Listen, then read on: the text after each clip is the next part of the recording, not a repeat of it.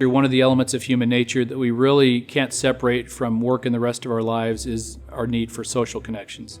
We can't ask people to come to work and not be a human being. Part of being a human being is to strive for high social well-being. We spend a lot of our time at work, and we should seek out relationships, really strong relationships with the people with whom we work. Years ago, when we were studying successful teams, we really saw that there was something very different going on in these teams. One of the differentiators was that the glue of the team, how people felt about their coworkers from an emotional standpoint, and how well they got to know one another. And this is an element that differentiates the highest performing teams from others because it says something special about what's going on inside those teams. Organizations that have more best friends at work, and no organization will get to 100% on that, but those that have more of that going on have a different kind of an environment where people trust each other, they're better handoffs, they're looking out for each other when perhaps when an accident is threatening one of their coworkers.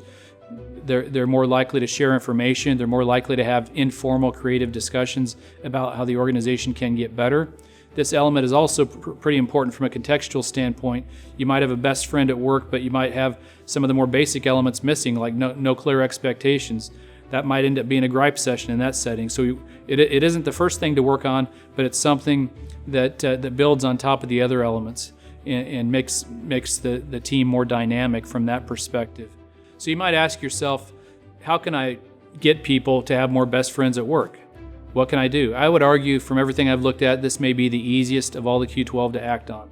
It's about creating environments where people have a chance to get to know one another and letting human nature take over. That's it.